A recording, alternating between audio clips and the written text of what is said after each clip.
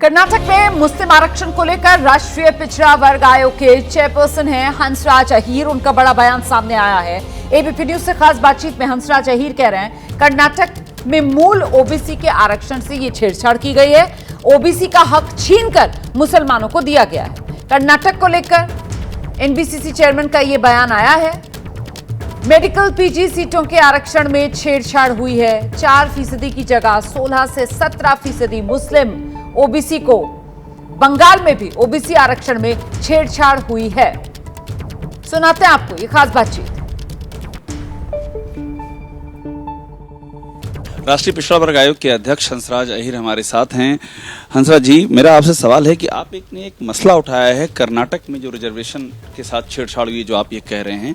मैं आपसे ये इंटरव्यू जिस समय कर रहा हूँ उस समय एक मसला और उठा हुआ है जो प्रधानमंत्री कह रहे हैं, वो ये आरोप लगा रहे हैं कि जो मनमोहन सिंह के समय में मनमोहन सिंह ने कहा था कि कांग्रेस अधिकार छीन करके पहला अधिकार मुसलमानों को देने का कवायद है और वेल्थ रीडिस्ट्रीब्यूशन की कवायद है। एक और पीएम का ये बयान, दूसरी और कर्नाटक में आपका आरक्षण के इशू पर जो आपने चीजें निकाली जो कागजों में दर्ज है, क्या इन दोनों में कोई मैच है जो पीएम कह रहे हैं जो कर्नाटक में हो रहा है? देखिए, मैं तो वो बात नहीं कहना चाहता हूँ।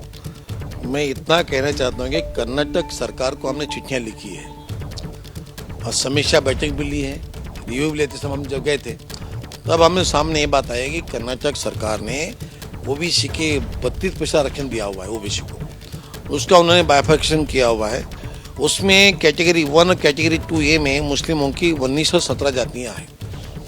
इसके बाद उन्होंने कैटेगरी B2 बनाया है, 2B, उसमें ऑल मुसलमानों को ओबीसी में ले लिया है। ये हमारा जब हमारे सामने बात आई है, हम तब से पत्राचार कर रहे हैं कि भाई हमको खुलासा कीजिए कि आपने ऑल मुस्लिम भाइयों को क्यों लिया है। ये आपने उनसे पूछा कि सारे मुसलमानों को ओबीसी में क्यों ले लिया? पूछा है, कोई तरीके से जवाब अभी तक नहीं आया है।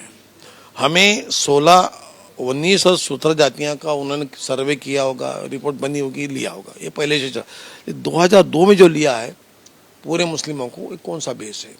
नहीं दिया। अब ये सब लिखते लिखते हमने ये भी पूछा कि भाई अगर ये भी है कि तुम्हारे यहाँ पे जो नौकर भर्ती होती है पीजी में, यूजी में, जो मेडिकल में जो अभी आरक्षण मिला हुआ है ओबीसी को, उसमें भी आप कैसे मेंटेन कर रहे? तो पूछा था, नौकर भर्ती का ही पूछा। और पूरे स्टेट में जो भी निकल के सामने आया, जवाब में क्या आया? उच्च शिक्षा से लेके सब जगह पूछा था, उन्होंने सिर्फ अभी एक ही अधूरा जवाब दिया, वो पीजी का दिया है, यूजी का पूरा नहीं दिया है, मेडिकल का। तो यूजी के अंदर में 930 सीटें थी 2023 में, 22-23 में। तो 2022-23 की 930 सीटों में से 150 सीटें उन्होंने माइनॉरिटी ओबीसी को दी है। अब ये परसेंट 4% से आगे में जाके 16-17% होता है। आप ये कह रहे हैं कि 4% की जगह 16-17% रिजर्वेशन दे दिया है मुसलमान ओबीसी को? उन्होंने लिख के दिया है, सरकार का रिप्लाई मुझे आ गया है। साथ में उन्होंने ये भी बोला है कि रिप्लाई जब 23 फरवरी को भेजा है, हम उनको बार बार बुला रहे हैं कि भाई इसका खुलासा तो करो, आपने इतना क्यों दिया है, क्या आधार है, इसका इम्पैक्ट क्या ओबीसी का हक मारा गया है वहाँ पर? देखिए, क्लियर बात है कि जो मूल ओबीसी है, चाहे हिंदू हो या मुस्लिम हो, मुस्लिमों में ओबीसी है, उनका भी अधिकार छीना गया है, इनका भी अधिकार छीना गया है। और 4% के बजाय में आपने, हो सकता है कि सभी को दिया है, 17% आरक्षण दे दिया है, इनका दोनों का अधिकार छीना है। इसी बात तो सामने आती है।